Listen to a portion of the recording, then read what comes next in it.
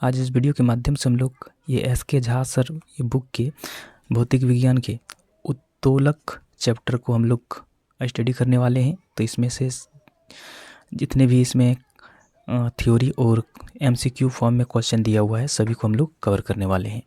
ये सभी एग्ज़ामों के लिए ये बुक रामबाण है। आप चाहे जो भी एग्ज़ाम का तैयारी कर रहे हैं इसे एक बार ज़रूर पढ़ लीजिएगा। तो आइए देखते हैं इसका क्वेश्चन।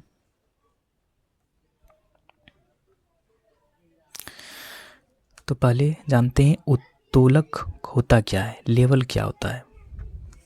तो उत्तोलक जो है ये एक प्रकार का मशीन होता है। उत्तोलक जो है ये एक प्रकार का मशीन होता है जो काम को क्या करता है, आसान करता है। काम को क्या करता है, ये आसान करता है। आइए देखते हैं उत्तोलक किस प्रकार का काम आसान करता है। तो ये किसी भी उत्तोलक की जो क्षमता होता है तो वो 100% से कम होता है। यानी कि कोई भी मशीन जो है उसका जो क्षमता होता है वो 100% से कम होता है, ये याद रखिएगा। और साथ ही में उत्तोलक 3 बिंदु का होना अनिवार्य है। उत्तोलक का 3 बिंदु होना अनिवार्य है। कौन कौन सा था? लोड और एफर्ट, फलक्रम, लोड और एफर्ट, ये 3 बिंदु होना अनिवार्य है। आइए इसको डिटेल से जानते हैं। यानी कि पहला लोड पॉइंट को क्या कहते हैं? भार बिंदु। वह बिंदु जहाँ पर वस्तु होते हैं उसको क्या कहते हैं? Load point. आगे आलम बिंदु, फलक्रम, जिसको फलक्रम पॉइंट बोलते हैं, वह बिंदु जहाँ पर पैच लगा होता है, यानी कि इसको बोला जाता है आलम बिंदु इसको कहा जाता है।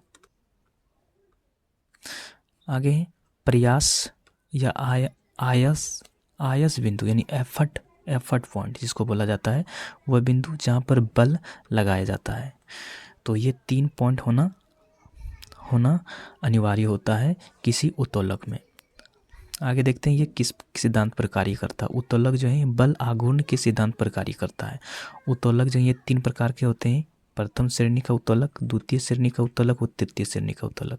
तो प्रथम श्रेणी का उत्तोलक कौन कौन होते हैं, क्या इसका खासियत होता है प्रथम श्रेणी में, तो इसको देखते हैं। इसमें आलम बिंदु बीच में रहेगा, बाद बाकी कहीं भी। आलम बिंदु किसको कहते हैं? यानी कि फलक्रम यानी कि ये वाला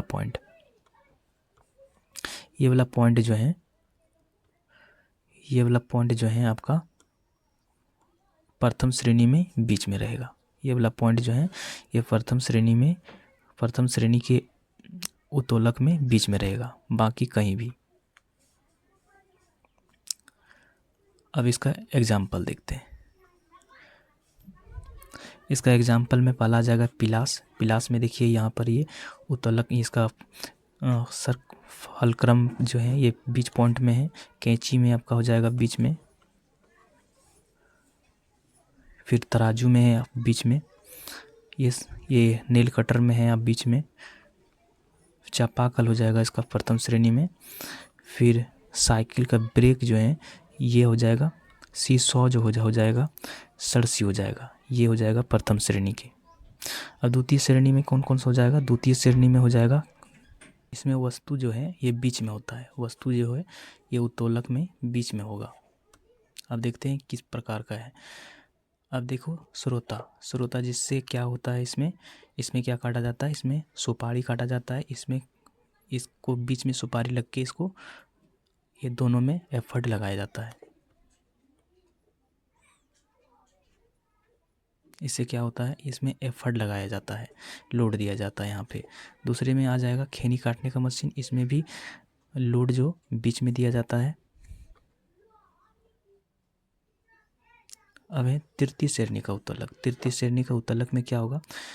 इसमें प्रयास बिंदु जो है, इसमें प्रयास बिंदु बीच में रहेगा, बाकी बाद के कहीं भी रह सकता है।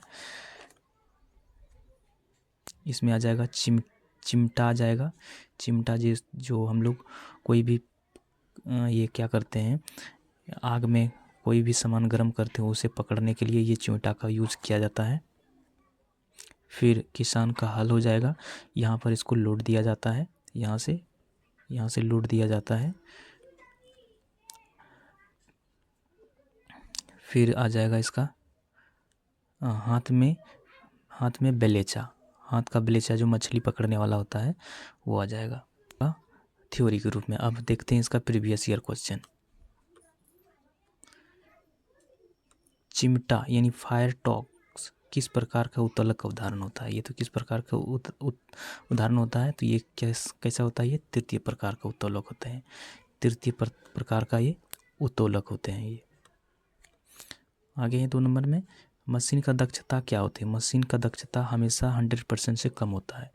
कोई भी मशीन 100% काम नहीं करता है, वो उसका एफिशिएंसी जो है, कैपेसिटी जो होते हैं वो 100% से कम होता है। आगे है, उत्तोलक किस सिद्धांत पर कार्य करता है? उत्तोलक किस सिद्धांत पर कार्य करता है? तो वो कार्य करता आर्किमिडीज के सिद्धांत पे। आर्किमिडीज के सिद्धांत पे कार्य करता है। 4 नंबर है, यह भार W है और प्रयास P है तो आंतरिक भाग लाभ होगा। यह भार W है और प्रयास P है तो यांत्रिक लाभ होगा। किस में होगा? तो ये हो जाएगा P बटे, ये हो जाएगा W बटे P हो जाएगा। 5 नंबर है, निम्नलिखित में से कौन सा श्रेणी 1 लीवर का उदाहरण है? इनमें से कौन सा श्रेणी 1 के लीवर का उदाहरण है? तो ये कौन सा हो जाएगा? ये हो जाएगा प्लायर हो जाएगा। प्लायर कैसे होता है? ऐसे होते हैं और बीच में क्या होता है इसका, इसमें लोड इसका जो होता है बीच में इसका फिक्स पॉइंट होता है। 6 नंबर है, निम्न में कौन सा यांत्रिक लाभ के लिए सही है? इनमें से कौन सा यांत्रिक लाभ के लिए सही है? तो ये हो जाएगा भार बाय आयम हो जाएगा। 7 नंबर है, निम्न में कौन प्रथम श्रेणी का उत्तोलक है? इनमें से कौन प्रथम श्रेणी का उत्तोलक है? तो ये है आपका तराजू होते हैं, ऐसे होते हैं ना, यानी कि ये बीच में इसका क्या लगा हुआ रहता है? ये फिक्स रहता है। तो ये बस 7 ही क्वेश्चन था इसमें प्रीवियस ईयर का। तो फिर से मिलते हैं नेक्स्ट वीडियो में, तब तक जय हिंद।